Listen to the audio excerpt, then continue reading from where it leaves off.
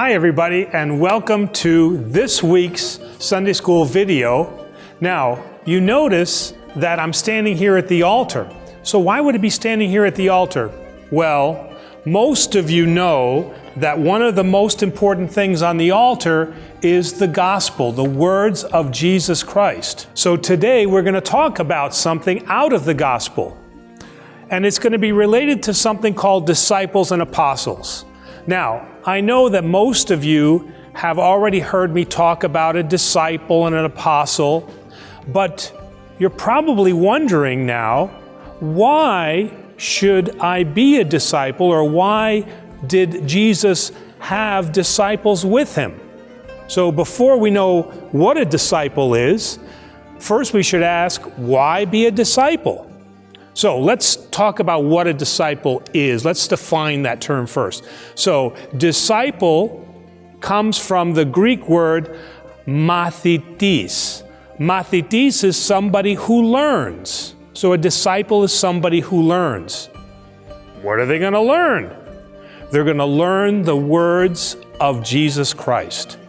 Now, Jesus, after he collected all of his disciples together, and you see all of those, they're not apostles now, but they were disciples, and you see them up on the walls there on the right side, and you see them also there on the left side. Now, we already talked about them during Pentecost, but now what we're going to talk about is the beginning. So when Jesus collected his disciples, he wanted them to do something.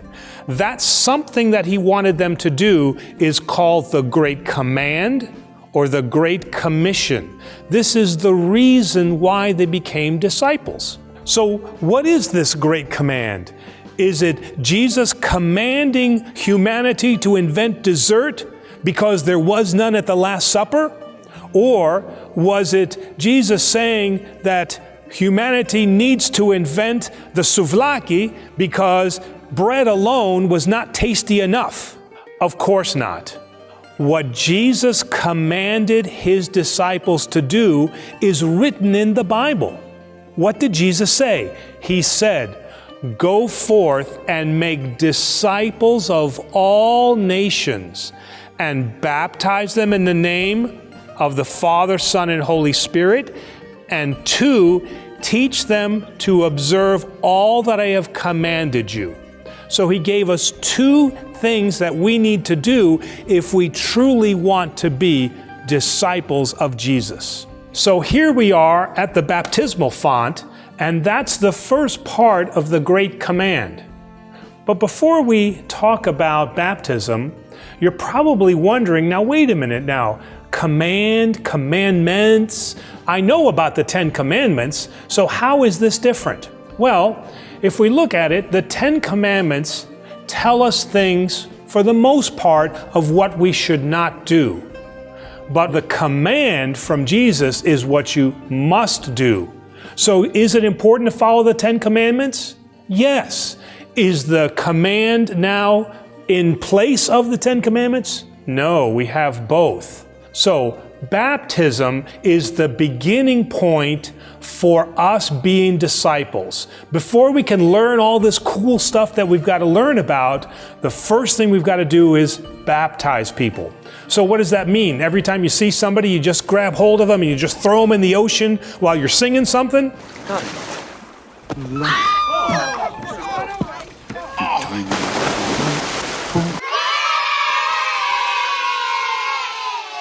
No, it's much more complicated than that, because that would be doing something against somebody's will. They have to want to do it, just like you have to want to come to church, and you have to want to play sports, and you have to want to do your homework. Well, probably you're being forced to do your homework, but anyway. So baptism for us is a start point. When you get baptized as an adult, the first thing that the church does is we ask you, do you want to be baptized? And then we ask you, why do you want to be baptized? Now, most of you were probably baptized as little children, so your parents made that decision for you. But either way, baptism is the first step to becoming a disciple. And now what about this second part of the Great Command? To go and to teach all of these people that you've just baptized. Well, teach them what? And that's what Jesus did with his disciples. That's why he spent 3 years of his ministry, that's why we call it a ministry, teaching them what they needed to know so that when Jesus left at the ascension, they knew what to do. And that's why the church has things like religious education and Sunday school and things like that, because before you can go out and teach people stuff, you've got to know the stuff yourself. So what kinds of things are we talking about teaching?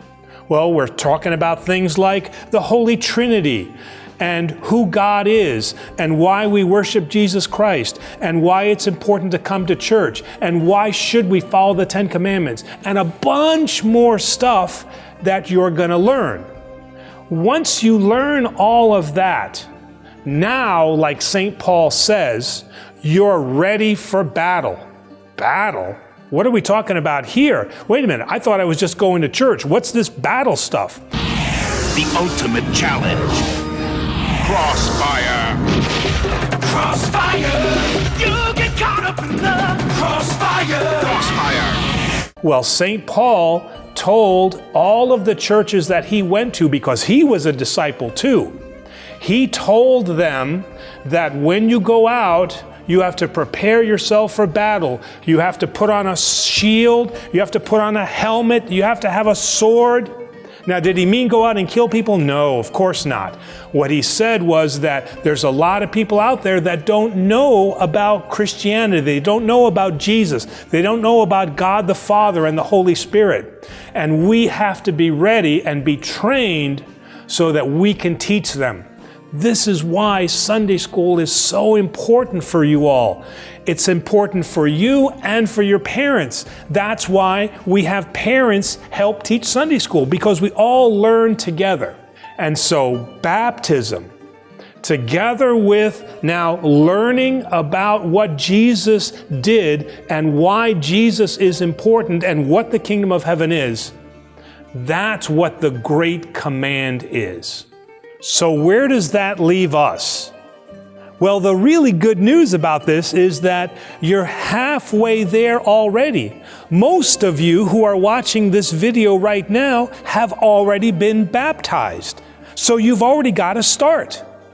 And the second part, which is teach them to observe all that I have commanded, you all are already going to Sunday school. You're already in church. You're already learning these things.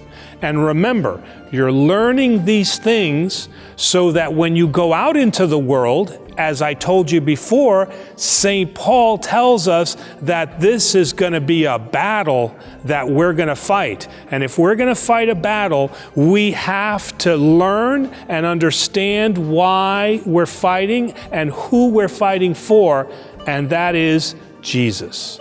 Okay, thanks for everybody watching this video, and for the adults that are watching, we actually have a continuation of this video.